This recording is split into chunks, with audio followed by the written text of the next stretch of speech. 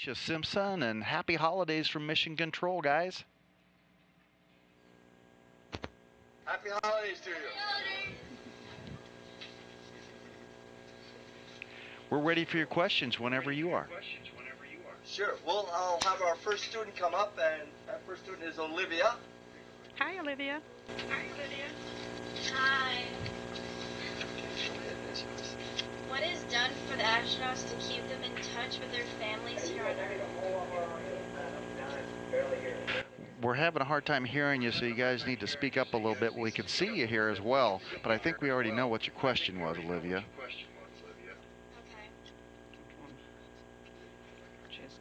Okay. Olivia, did you ask me about their families? Yes, I did. Okay.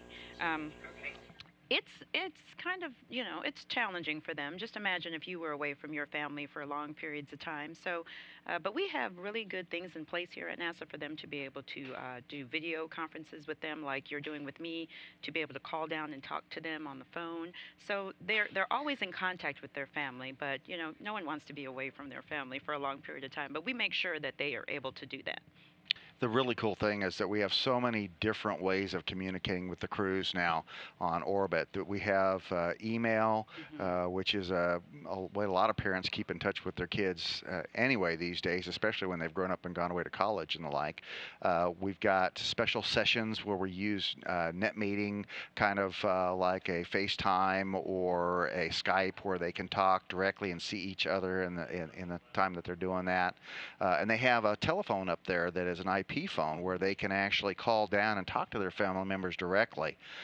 So there's all those different ways that they have chances to communicate, both visually, through writing, and through audio means. And so it's a little bit like being away on a long business trip for the crews. And so they miss their families and their families miss them, but they still have lots of opportunities to stay close. Yes. Thank you. Oh, you're welcome. We have our next student, Jordan Perry. Hi. Hello. How does this spacesuit work? I'm sorry, I didn't hear you. Could you speak up? And I think she said, how does the spacesuit work? Oh, wow. That's a really loaded question. Kelly, do you want to try to tackle that? Well, the spacesuits we use for the U.S., there's two different kinds of spacesuits, first of all. There's a U.S. spacesuit, a NASA spacesuit we call the Extravehicular Mobility Unit. And there's a Russian one that we call the Orlan. And they're very similar because essentially what they are is a personal spaceship. And they provide all of the protection from the outside environment around space that you would need if you were actually in a spaceship, but it allows you to move about and use your arms and to do important tasks that we need to do to maintain the space station, or they did a lot of it to assemble the space station in the first place. And so what you've got is inside the spacesuit you have a liquid cooling garment, because in spite of the fact you might think space is cool, actually all the work that you do in it can build up a lot of heat, and we've got really good insulation in the spacesuit. And so one of the hardest things you have to do is get rid of all that excess heat. And so there is a liquid cooling garment that has lots of tubing with water, and they can, with a little dial on the front of their spacesuit, they can adjust the temperature of the spacesuit so that they can stay comfortable and work. They've got a little mouth water delivery system so that they can take a drink, because they're usually out there for 6.5 or more hours. And so it's very important that they be able to stay rehydrated.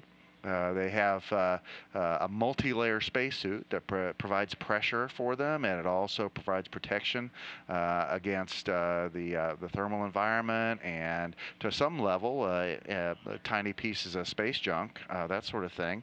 And then the gloves are really important on the spacesuits, because when you're out there doing work, your hands are your most important thing. And engineers here at Johnson Space have done a lot of work over the years to make these gloves protective enough, but also nimble enough that you can do a lot of the tight work that you have to do when you're connecting connectors for electrical connections, or connecting fluid connections that are associated with the cooling systems on the space station. So, and that's basically how it works. You have your oxygen tanks, you have electricity that powers the systems of the suit, and once you go outside, you're in your own little spacesuit. Mhm.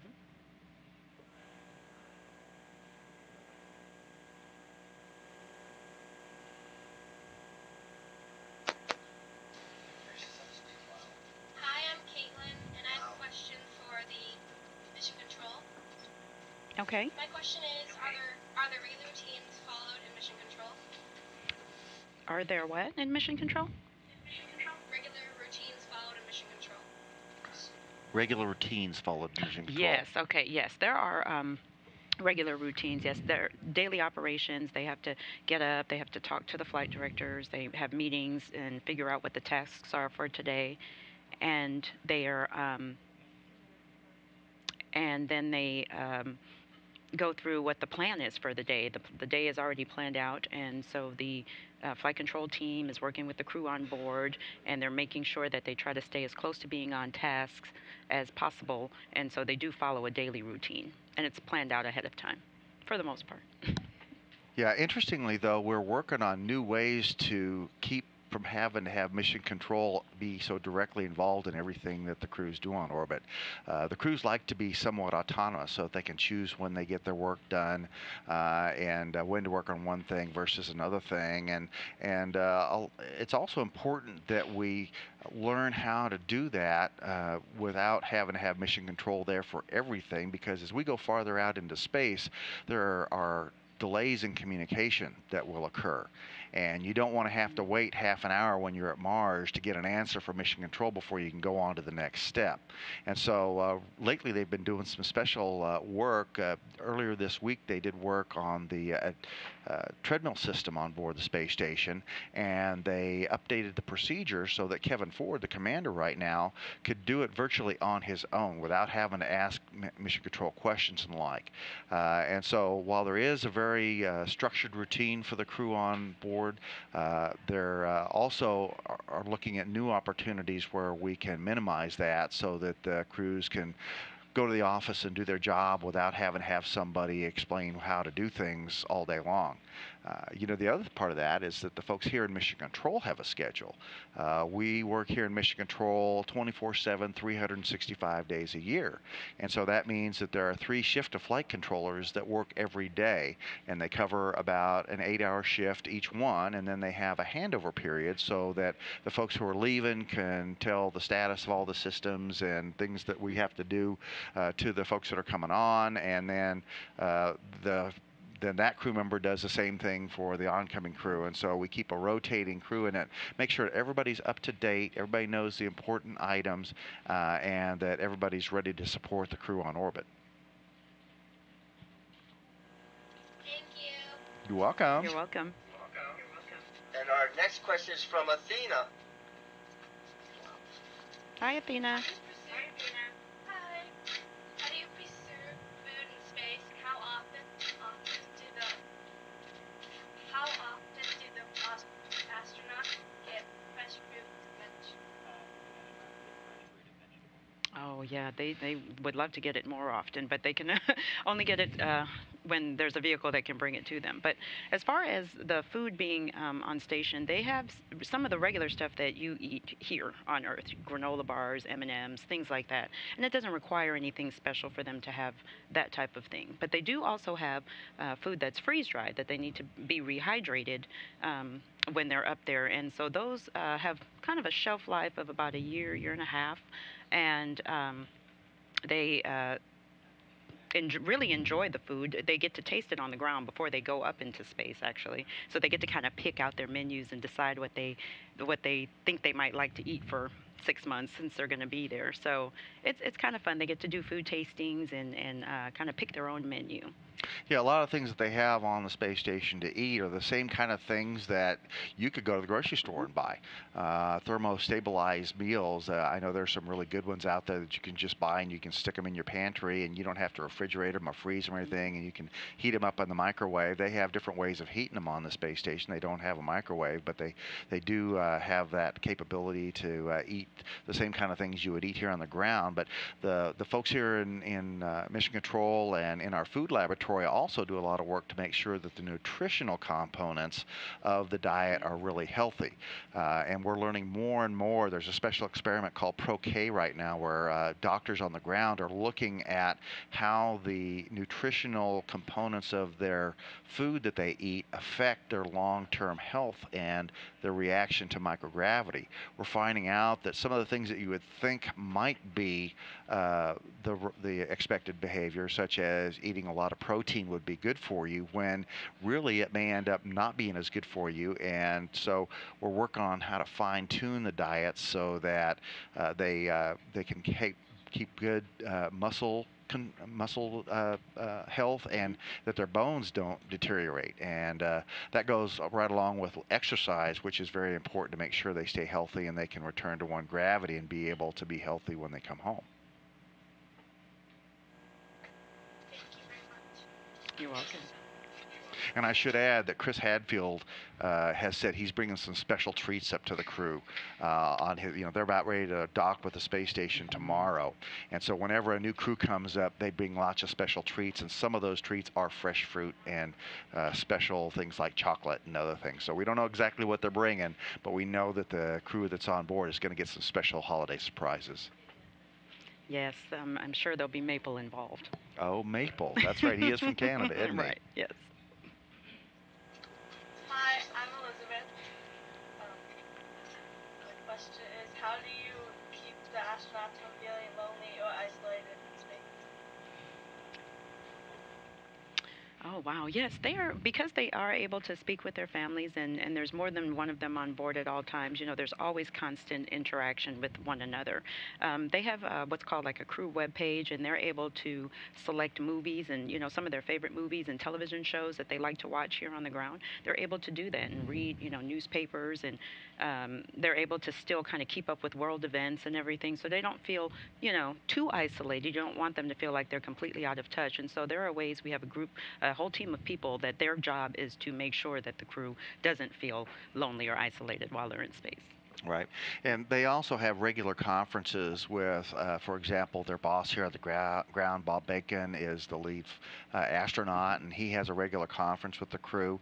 And then, we work in shifts here in Mission Control, but for every expedition, there is a lead flight director. And Chris Edelin is the lead flight director for Expedition 34 right now, and he has a weekly tag up with them, and he can actually bring friends and colleagues that are particularly close to the crew members in, and they do a two-way conversation just like this, where they can see and hear each other and do that. So in addition to keeping them up together with their families, they also have their friends and colleagues that they work with day to day an opportunity to get up there.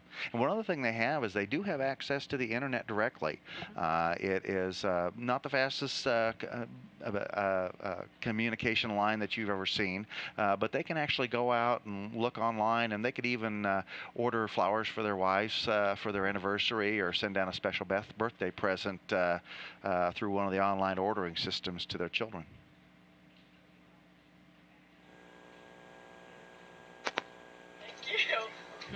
You're welcome. Okay, we're going to have the students speak a little bit closer to the computer. I think that will help you out a little bit. Hi, my name's Kristen, and my question is, how many people work in mission control? Oh gosh, I don't know exactly how many. Okay, generally there are about 20 or 30 people in here during a normal workday shift for the crew. The crew wakes up about midnight Houston time, and then they go to bed around 3:30 in the afternoon Houston time. And so from those periods, we have a full team of flight controllers here. And that's around 20 or 30 people. And then there are some additional folks that are in support rooms that are nearby here that provide specialized input to the team here that's in what we call the front room. And then we also have an opportunity to pull in specialists from the research area and principal investigators.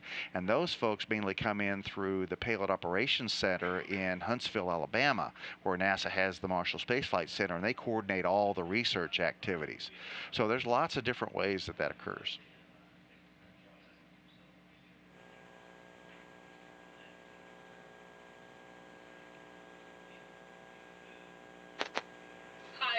you, what type of experiments are done on the space station?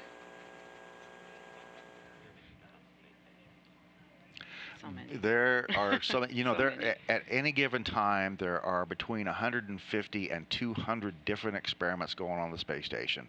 Some of them involve crew involvement. Some of them are done by investigators here on the ground working remotely.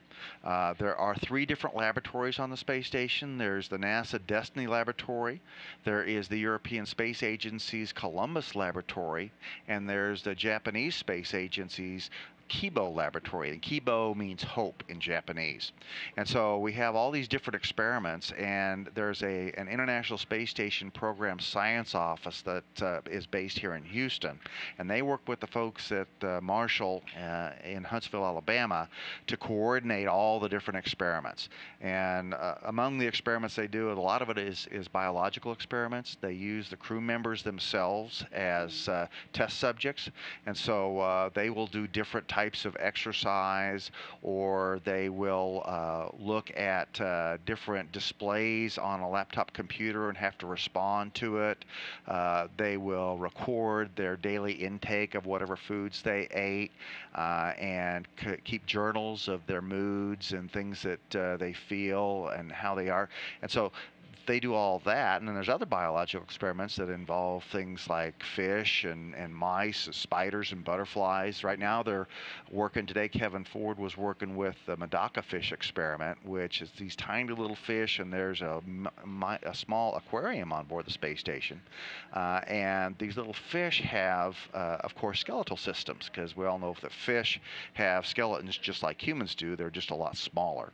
And so, but because fish have faster metabolisms and don't live as long, the effects of microgravity on their bones happens a lot faster than it does for us. And so the researchers are looking at those fish bones to find out what longer duration space flight for humans, how that might affect our skeleton systems. Because that's one of the things we've noticed, is that when you live on board the space station for 5-6 months, you tend to lose bone mass. Now we're learning that certain types of exercise can really help us keep that from happening, and we're actually getting really close to the point where we have 0 loss of bone density on the space station. But you can imagine, a lot of people have a thing called osteoporosis when you get older. I don't know if your grandparents may have any of this yet, but it means your skeleton is a little bit weaker, and you tend to have broken bones, or a lot of people have broken hips and things like that as they get older.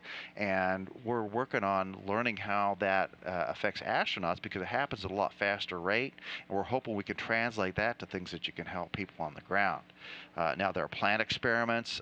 We were looking at the difference in the way plants grow on the ground and in space. There are experiments as to how fire works, and fire on a space station, since it's an enclosed environment, is a very dangerous thing, and that's part of the things you train them for, is how to put out fires and how to react quickly. Yes. But it also can help us make engines run more efficiently, whether it's car engines or jet engines here on Earth. There's experiments into how to recycle things. I don't know if you know this, but the water that the crew members on the space station drink used to be their urine. So they went to the bathroom, and then that went through a special filtration system that does essentially what the Earth itself does in about 5,000 years, but it takes about a week or two to recycle yesterday's coffee into tomorrow's coffee, as one of our astronauts used to say. And so we test things like that. There are also important things looking at things like bacteria. Researchers have found out that there is a specific gene in some bacteria that turns on and off its ability to make you sick. And so if we can apply that, this particular one was salmonella, which causes food poisoning.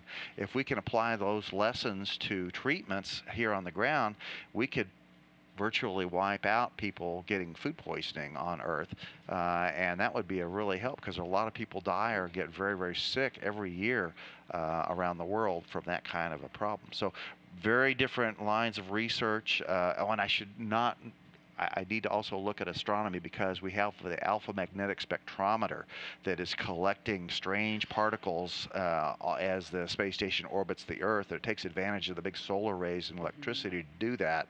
And we're expecting that to actually rewrite the astronomy textbooks here soon if you like to study the stars, because it's going to teach us all about dark matter and that kind of thing. Yeah. Thank you.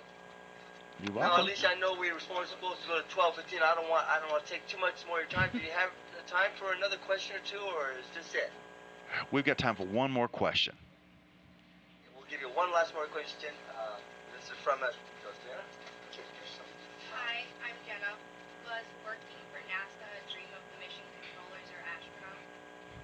Well, it's very interesting that you asked that question because when I was a little girl, I thought I would never be able to work at NASA because to me, I thought it was unreachable.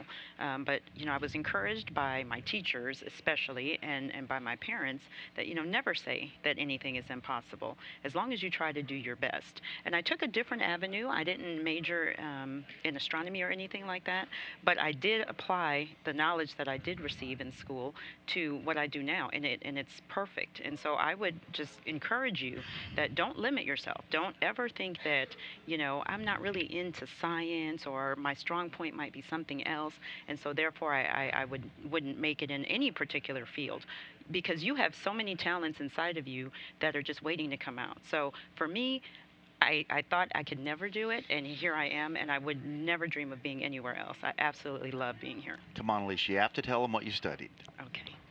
So my degree is actually in criminology. So that just goes to show you. Here it is. I thought I would be, FBI, CIA, and instead here I'm working with these great crew members and flight controllers and flight directors. So you never know where your education will lead you. That's right. And, I took a different path too. I've been working at NASA for 26 years now. I remember getting to stay home from kindergarten to watch Alan Shepard launch when the very first American went into space. And I've always had a real interest in space, but I never thought, I wanted to be an astronaut and all that, but I was too tall at the time, and then I needed to wear glasses. Of course, I wear contacts now and things like that, so I never thought I could do it.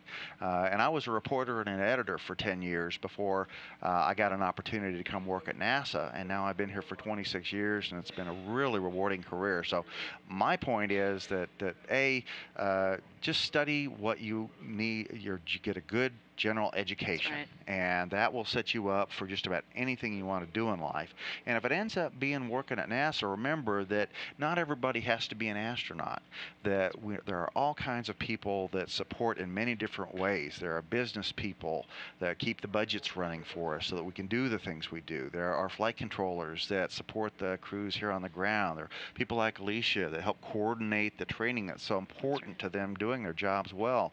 Or people like me that help share it with people like you and people like Michael Hare, who's helping us do this telecon today, who are useful. And there are human resources people that make sure that we have all the right people to do the jobs that need to be done. So just remember that you should follow what you like to do, because life is too short to be doing something just for the paycheck. You should be doing something that you enjoy doing, and if that ends up being a NASA, we would welcome you into our family and love to have you here.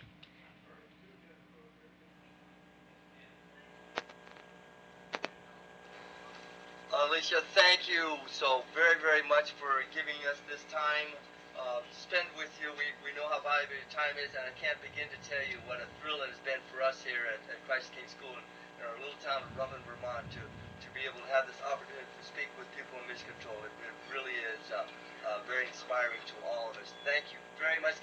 Everybody can we give them all a big thank you? Thank you. I've really enjoyed the time we've spent together today. Thanks a bunch to you guys, and to also everybody on the Digital Learning Network that helps make these connections possible. We love doing it, and we hope you guys have a safe, happy, healthy holiday season.